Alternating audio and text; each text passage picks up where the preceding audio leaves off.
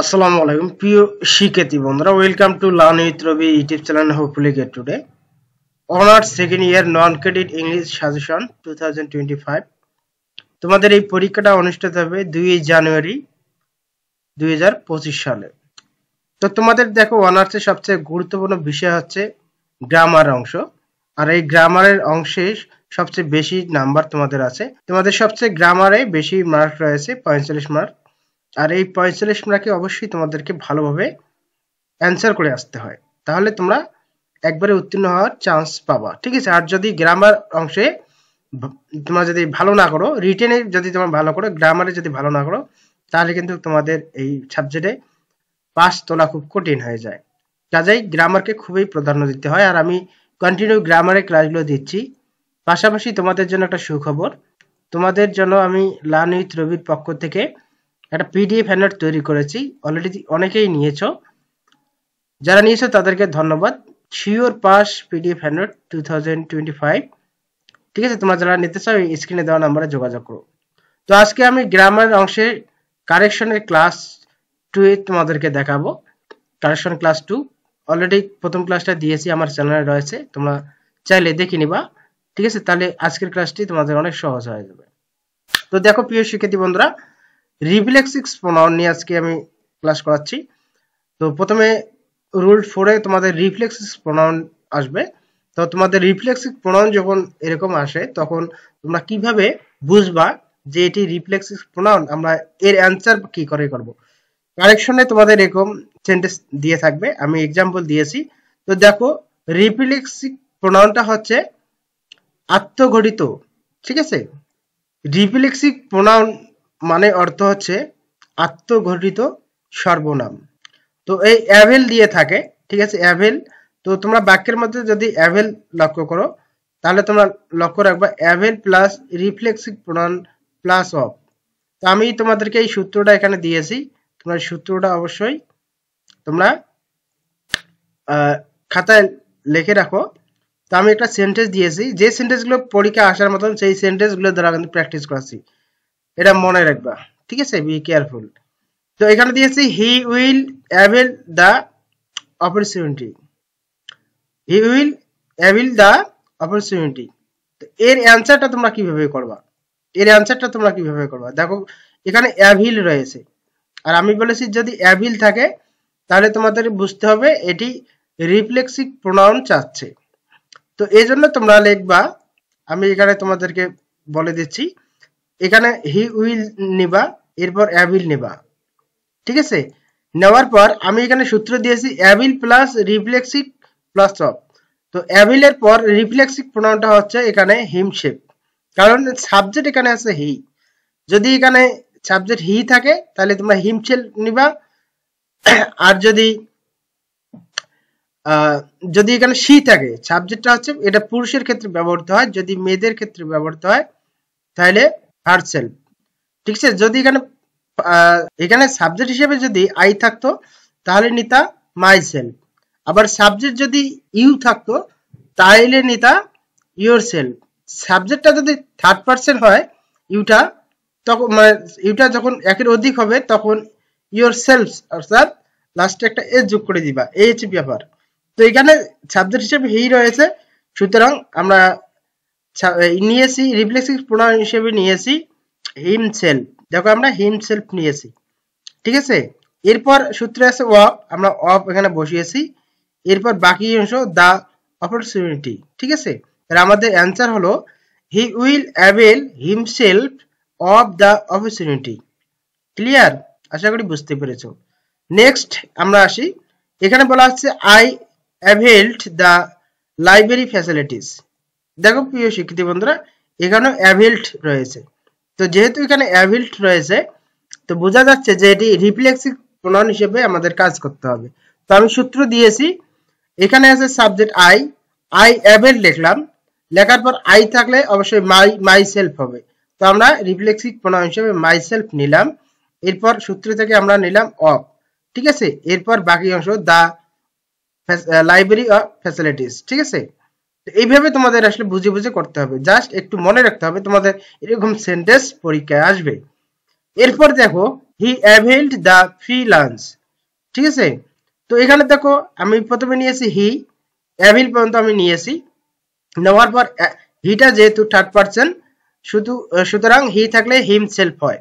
ঠিক আছে, তো আমরা হিম সেলফ এখানে নিয়েছি, এরপর অফ নিয়েছি, এরপর দা ফ্রি লাঞ্চ।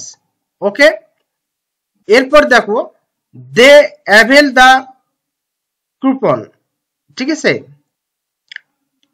এখানে বলেছে দে অ্যাভেল দা কুপন।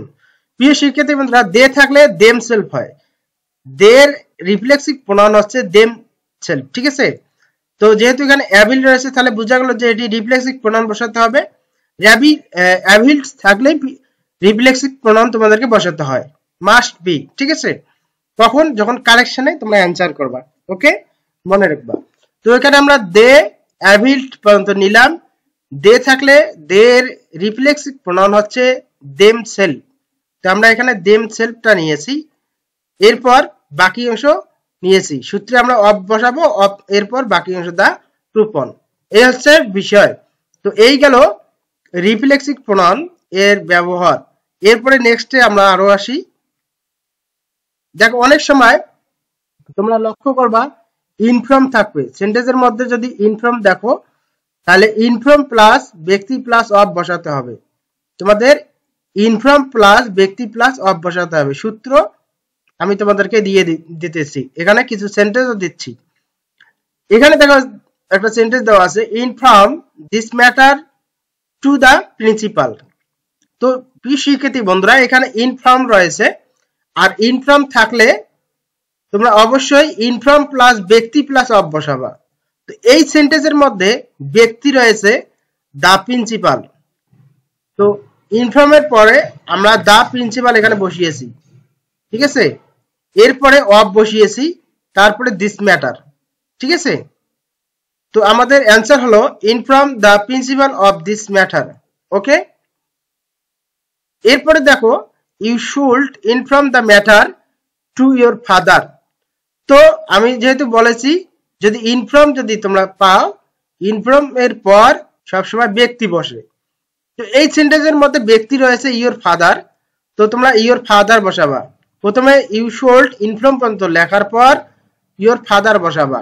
ঠিক আছে, এরপর সূত্র থেকে অফ, যে আমরা ইয়োর ফাদার সূত্র থেকে অফ বসিয়েছি, এরপর আমরা দা ম্যাটার বসালাম। ঠিক আছে, তো you should inform your father of the matter.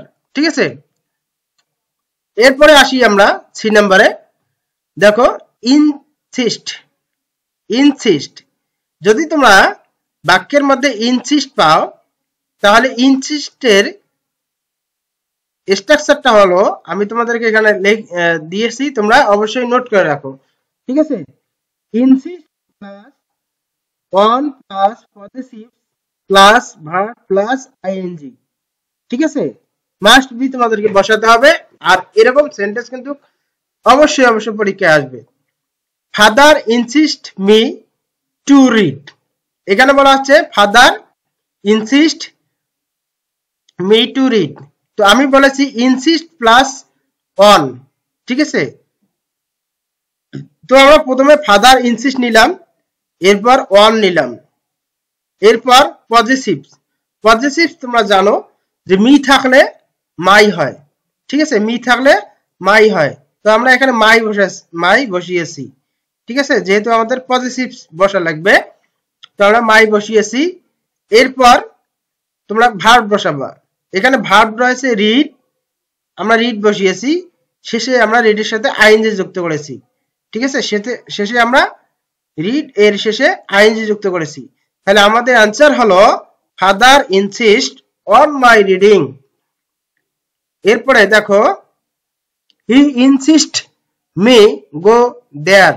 ঠিক আছে, তো এখানেও রয়েছে ইনসিস্ট, তো ইনসিস্ট থাকলে তোমাদেরকে অবশ্যই উপরের সূত্রটি নিয়ে বাক্য গঠন করতে হবে।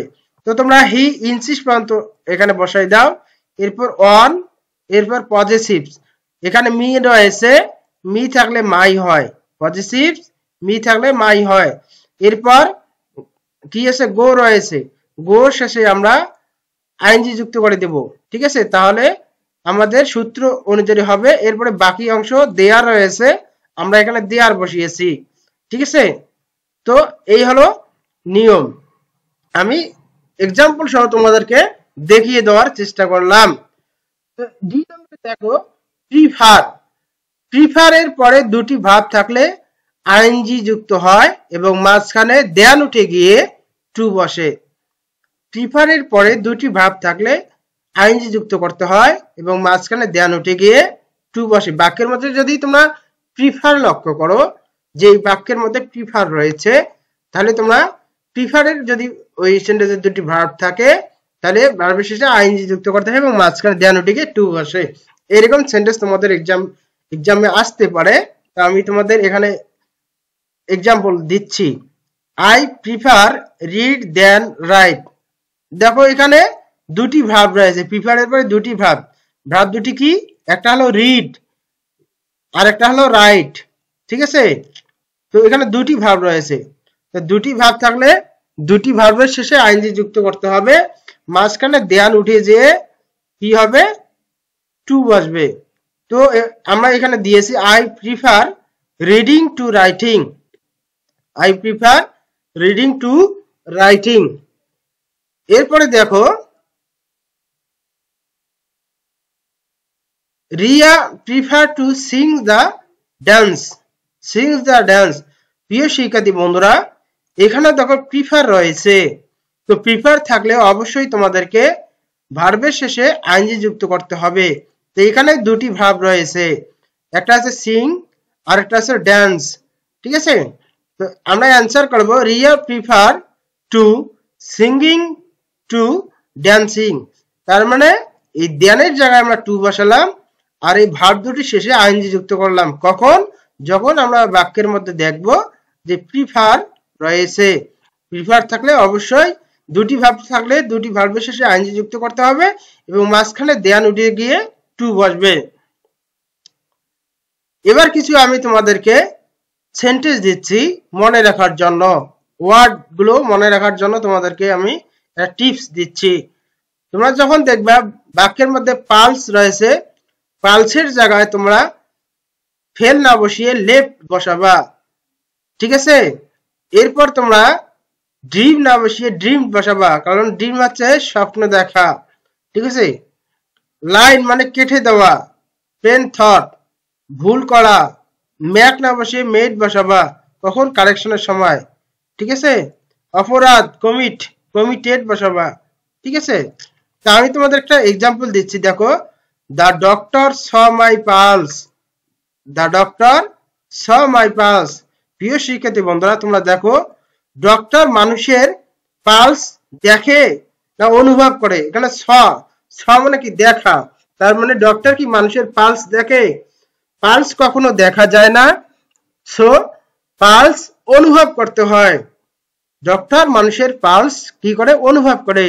সো এখানে ছয় না বসে তোমাদেরকে লেফট বসাতে হবে। The doctor left my pulse. Okay, তো আমি নিচে আরো কিছু তোমাদেরকে ওয়ার্ড দিচ্ছি, ওয়ার্ডগুলো খুবই ইম্পর্টেন্ট। নিচের ওয়ার্ডগুলো একটি থাকলে অপরটি বসাতে হয়। যেমন যদি সেন্টেন্সের মধ্যে উইটনেস দেখো, তখন এভিডেন্স বসাবা, আর যখন কোয়াইট থাকবে ফ্রম মানি বসাবা, লার্ন থাকলে বাই হার্ট বসাবা। এরপরে ডেভোটেড টু থাকলে এডিক্টেড বসাবা, ইনভেন্ট থাকলে ডিসকভার বসাবা, ইনভেনশন থাকলে ডিসকভারি বসাবা, ক্যাশ আদার থাকলে অন আদার বসাবা, ডিউ টু থাকলে ওয়িং টু বসাবা, নো লেস থাকলে নো প্রেয়ার বসাবা। ঠিক আছে, তো এই হলো আজকে আমি দ্বিতীয় ক্লাসটা এই পর্যন্ত রেখে দিচ্ছি, কেননা এগুলো তোমরা অবশ্যই ক্লিয়ার করে নাও। আমি নেক্সট ক্লাসে বাকিগুলো তোমাদেরকে দেখানোর চেষ্টা করব। প্রিয় শিক্ষার্থী বন্ধুরা, তোমরা যারা ইংলিশ নিয়ে খুব টেনশনে রয়েছো, তোমাদের জন্য sure pass PDF and note 2025 আমি দিচ্ছি। তোমরা যারা শিওর পাস করতে চাও, তারা আমার এই স্ক্রিনে দেওয়া নম্বরে এখনই যোগাযোগ করো। ধন্যবাদ সবাইকে।